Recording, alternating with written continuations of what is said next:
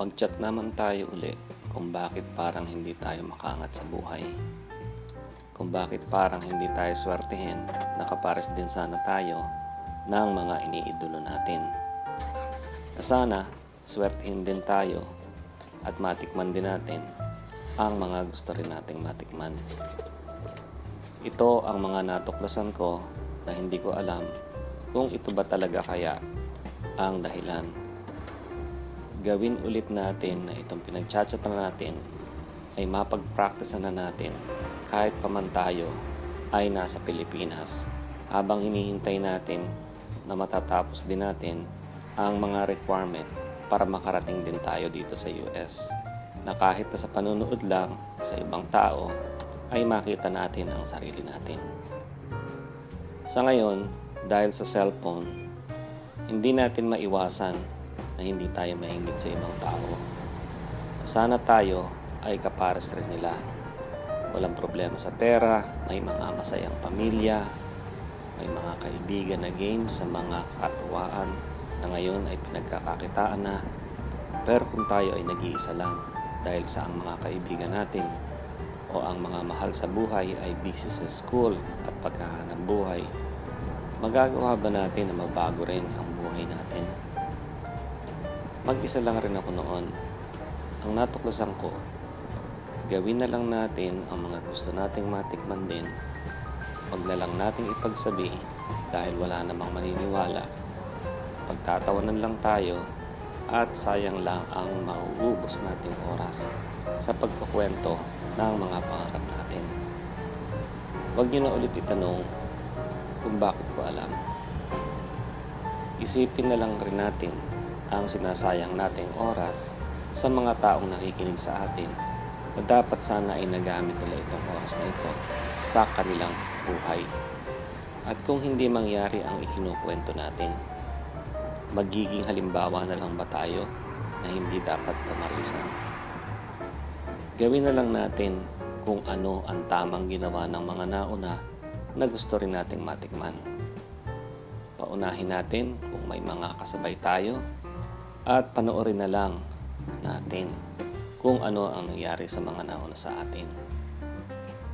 Ang isa pang natuklasan ko ay kaya walang nababago sa araw ko noon ay dahil sa wala akong ginawa sa buhay ko noon.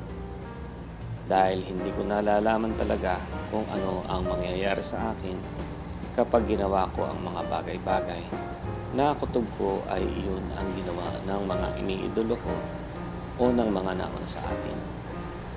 Natatakot akong magsimula na naman at magkamali. Natatakot akong pagtawanan sa mga pagkakamali ko at pagsisihan ko ito ng mahabang panahon.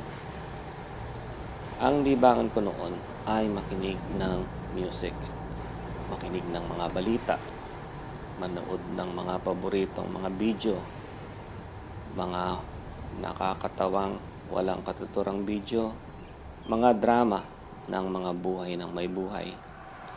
At lumipas ang taon na walang nangyari sa akin. Naubos lang ang mga natitira kong oras sa mga araw. Sa mga walang katuturang libangan ko at wala na akong oras para suriin pa ang ibang pwedeng gawin o gayahin. Lagi kong naitatanong kapag nakikita ko ang ibang tao. Ganito na lang ba? Sabi ko sa sarili ko noon. Bakit walang nababago sa araw ko? Pumapasok naman ako sa college. Nakakadalawang taon na ako pero bakit hindi ko pa rin nakikita sa mga nauna sa akin kung nakarating din ba sila sa US? 2 taon na lang at gagraduate na ako sa college. Lilitaw ba ang hinahanap kong solusyon pagka-graduate ko? Kung ako ay mag-aaral uli, kaya pa kaya akong pag-aralin ng parents ko kung ako ay mag-aaral ulit? Dahil may mga kapatid pa rin naman akong dapat nilang papag-aralin. Pinagtuunan ko ng pansin ang talagang mga nakakarating sa US. Ano ang kanilang ginawa? At hindi ko na matandaan kung tinigilan ko ba ang mga libangan ko pero hindi ko naman ito hinahanap-hanap. Mas nasisiyahan ako sa mga nalalaman ko sa ibang tao, sa mga nauna sa atin. Kaya inubos ko na lang ang mga natitira kong oras sa bawat araw sa pakikibalita kung ano ang ginawa ng mga iniidolo ko na nakarating sa US. Sa bawat pakikibalita ko kung ano ang ginawa ng mga nauna sa akin. Iyon ang nagbigay daan para magkaroon ako ng lakas ng loob, kaya nag-switch din ako ng course at ginaya ko ang mga nakikita kong mabilis na nakakarating sa US. Mabuti na lang at kaya pa akong pag-aralin ng parents ko. Simula noon, sa mga natitira kong mga oras after school, panggagaya na lang sa mga gusto ko ring gayahin ang ginawa ko. Basta hindi naman naging mitya ng buhay ng mga nauna sa atin. Ito na ngayon ang pumalit sa mga dati kong libangan. Dahil nga sa kaunti lang talaga ang oras natin sa bawat araw, gumigising tayo ng 6 a.m., pumapasok tayo ng 8 a.m., natatapos ang school o trabaho natin ng 4 p.m., at nakakarating tayo ng bahay ng 5 p.m. Halos 5 oras lang talaga ang pinagkakasya natin sa bawat araw bago tayo matulog ng 10 p.m. Mula sa paghahanda ng pagkain natin, pakikipagkwentuhan sa mga mahal sa buhay, at para sa mga gusto natin gawin para sa sarili natin. Itong 5 oras lang na ito sa bawat araw ang pinagkakasya ko sa mga araw ko. Nasubukan ko rin naman na hindi manggaya sa ginawa ng mga nauna sa atin dahil masarap daw yung umaasa lang tayo sa sarili natin. Dahil mas masarap daw ang resulta ng sariling sikap o sariling kayod. Para sa akin, hindi ko na ulit gagawin yun. Dahil nauubos lang talaga ang oras ko sa pagtatama lang ng mga nagawa kong mali na nakikita naman talaga sa internet ang mga solusyon na ginawa ng mga nauna sa atin. Napag-alaman ko na kahit nanggagaya lang ako, nagkakamali pa rin naman tayo along the way na hinahanapan ko rin ang solusyon. Hindi naman common ang gaya tayo, ay parehong-pareho ang mga mararanasan natin. Pero para sa akin, at least ay may katuturan ang mga ginagawa ko sa bawat kaunting oras na nagdaraan sa bawat araw ko.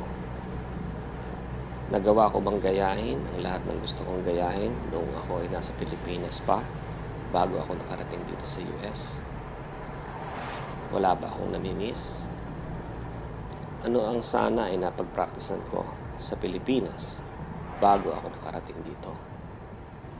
Ito na ngayon ang mga pinagtsatsahan natin na pinangarap kong sana ay mayroon noon. Maging ang palad nyo man ay kapareho rin ang maging epekto sa inyo ng mga pinagtsatsahan natin. Mapagpapracticean nyo talaga sa Pilipinas pa man kayo kung paano pamumuhay dito sa US kahit nakatulad lang rin ng ginagawa natin dyan sa Pilipinas. Para matimbang-timbang na ninyo kung ano ang pipiliin nyo gawin sa natitira nyong mga oras sa bawat araw. Sasamantalahin nyo ba na kumplituhin din isa-isa ang mga requirements para rin kayo makarating sa gusto nyo rin marating? O ipagpapatuloy nyo na lang ang mas magandang buhay ninyo sa Pilipinas na mga mapag-aalaman ninyo sa mga pinagtsatsak natin? Sa ngayon, wala naman akong masasabing hinahanap-hanap ko sa mga dating libangan ko noon. At kung minsan, ay pinagsisisihan ko pa na nasayang lang ang mga oras ko. At hindi ko na maibabalik pa ang mga oras na yun. Walang nabago sa buhay ko noon, sa ganoong libangan, pero nagpapasalamat pa rin ako dahil nasa kaya pa rin akong pag-aralin ng parents ko. Maging ang pagpapasalamat ko na hindi pa sila dinarapuan ng sakit. Noon ko na-realize kung gaano kahalaga ang mga nagdaraang mga oras.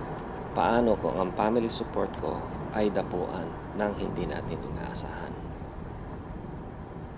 Nare-realize niyo rin ba na parang nasasayang lang ang oras ninyo? Kung hindi, ay paano ang ginawa ninyo para mapagkasya ninyo ang kaunting mga oras natin na halos 5 oras lang sa bawat araw. Marami pa talaga akong dapat matutunan, lalo na kung paano mapapahaba ang mga oras natin sa bawat araw. Siguro nga ito lang ang mga kapalaran ng bawat isa sa atin, na kailangan lang nating gawan ng paraan para kahit paano ay masabi natin sa sarili natin bago tayo matulog, nagdaan na naman ang isang araw. Salamat po at maayos ang kalusugan ko, maayos ang kalusugan ng parents ko, maayos ang kalusugan ng mga mahal ko sa buhay. Pagtibayin niyo kami sa araw na ito para unti-unti namin matikman ang mga gusto namin matikman. At sana po ay patnubayan niyo pa kami sa mga susunod namin mga araw. Pagdating naman sa mga iniidolo ko at mga kinaiingitan ko, napag-alaman ko noong sinimulan kong ayusin ko ang mga libangan ko na kahit na nga lang sa mga panggagaya ko, nalaman ko na kaya matagumpay ang mga iniidolo natin ay kaya kasi nilang gawin ang kanilang ginagawa. Makakaya ko bang gawin ang kanilang ginagawa? Kaya sabi ko ay okay lang. Masaya na akong nanonood lang. May oras para makagawa ng tinuturong kong ticket for good karma na kahit paano ay para sa mga mahal ko sa buhay. Walang sakit ng ulo, walang umaasang mga kasama sa hanap buhay. Mga mahal lang talaga sa buhay ang pinagtutuunan ng pansin kung papaano ba naming matitikman pa, mapapanatili pa, at mapapadali pa ang buhay namin. Kahit sa ganito lang nauubos ang oras namin. Okay na rin. May isang bagay pa rin na hanggang ngayon ay kinatatakutan ko pa rin. Katulad rin ng kinatatakutan ng marami na sana ay pahabain pa. Hindi sana magkasakit at malampasan ko sana ang mga kokontra sa mga ginagawa ko. Kaya sana ay matulungan niyo ako pagdating sa parte na ito. Pamparami lang ng good karma. Kaya kung sa tingin niyo ay makakatulong ang mga pinagtsatsara natin sa mga mahal niyo sa buhay, pakishare niyo na lang po sa mga mahal ninyo, sa mga kaibigan, para ticket ko na lang din for good karma. At sana, malaman din natin sana sa iba kung ano naman ang kanilang ginawa. Hindi natin malalaman kung ano ang ginawa ng ibang tao kung hindi natin i-share ang anumang saloobin natin. Kapares din ito sa tunay na buhay na hinihingi natin ang opinyon ng mga pinagkakatiwalaan natin para tayo ay makapagdesisyong mabuti. Hindi ko nahihilingin pa sa inyo na mag-subscribe dahil yung isi-share nyo lang sa mga mahal ninyo, baka makakita na rin tayo sa comments ng mga feedback na mas makapagpapadali pa sa mga pinagtsatsara natin. Sana nakatulong ulit para makapagpalakas ng inyong loob sa gusto nyo ring pakikipagsapalaran. At sana matikman din ninyo ang mga gusto nyo ring matikman na ginawa ng mga nauna sa atin. Sa susunod, iba naman pagtsatsara natin.